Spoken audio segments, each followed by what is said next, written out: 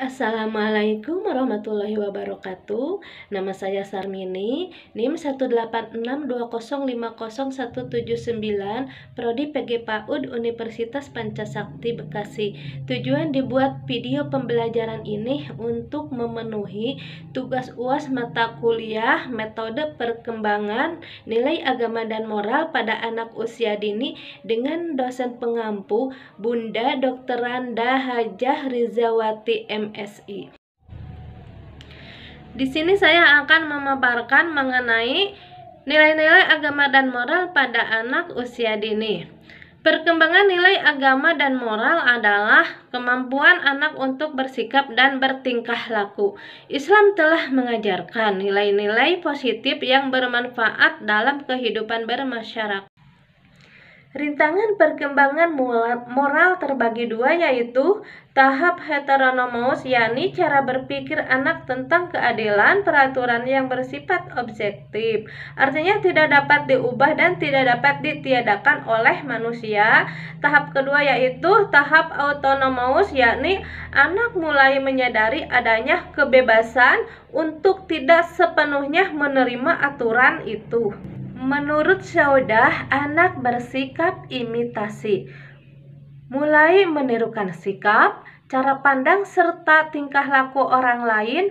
Anak bersikap internalisasi, yakni anak sudah mulai bergaul dengan lingkungan sosialnya, mulai terpengaruh dengan keadaan di lingkungan tersebut.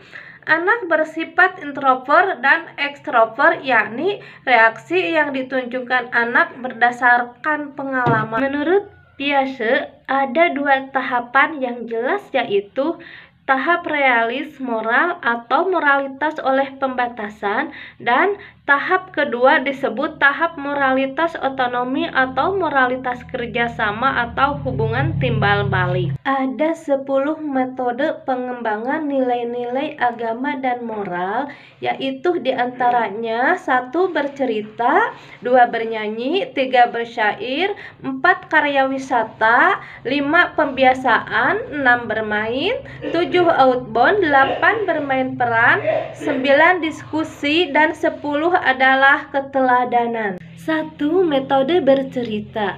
Metode bercerita dapat dijadikan metode untuk menyampaikan nilai-nilai yang berlaku dalam masyarakat.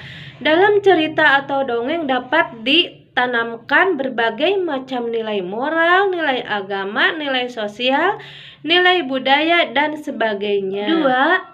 Metode bernyanyi. Metode bernyanyi adalah suatu pendekatan pembelajaran secara nyata yang mampu membuat anak senang dan bergembira. Anak diarahkan pada situasi dan kondisi psikis untuk membangun jiwa yang bahagia, senang, menikmati keindahan, mengembangkan rasa melalui ungkapan kata dan nada. 3. Metode bersyair. Pendekatan pembelajaran melalui kegiatan membaca sajak merupakan salah satu kegiatan yang akan menimbulkan rasa senang, gembira, dan bahagia pada diri anak.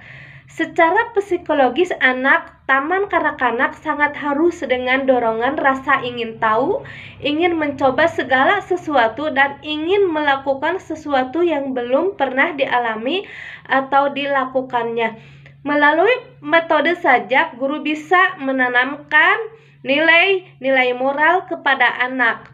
Sajak merupakan metode yang juga dapat membuat anak merasa senang, gembira, dan bahagia. 4. Metode karya wisata. Metode ini bertujuan untuk mengembangkan aspek perkembangan anak taman kanak-kanak yang sesuai dengan kebutuhannya. 5. Metode pembiasaan. Metode pembiasaan terkait dengan penanaman moral lebih banyak dilakukan melalui pembiasaan tingkah laku dalam proses pembelajaran.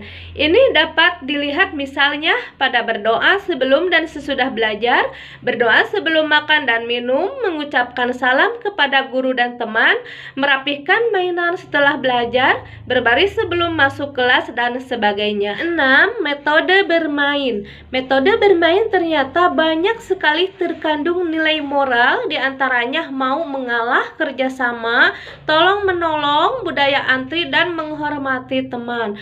Nilai moral mau mengalah terjadi manakala siswa mau mengalah terhadap teman lainnya yang lebih membutuhkan untuk satu jenis mainan.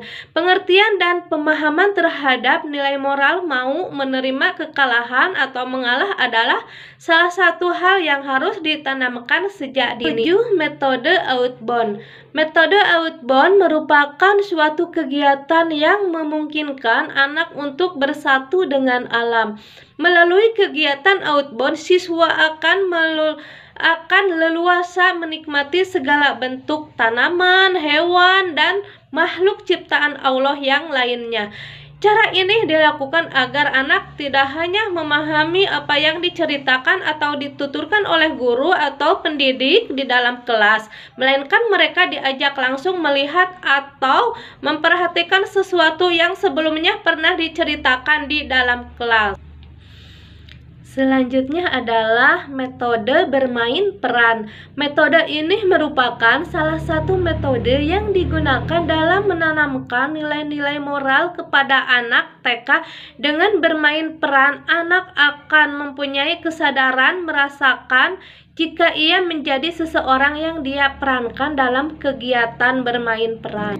Dan yang terakhir adalah metode keteladanan. Menurut Cepi Cahyono, guru moral ideal adalah yang dapat menempatkan dirinya sebagai fasilitator, pemimpin, orang tua, dan bahkan tempat menyadarkan kepercayaannya, serta membantu orang lain dapat melakukan refleksi. Jadi, kesimpulannya, generasi penerus keluarga dan bangsa yang perlu mendapat pendidikan yang baik sehingga potensi-potensi dirinya dapat berkembang dengan pesat, sehingga akan tumbuh menjadi manusia yang memiliki kepribadian yang tangguh dan cakap serta terampil.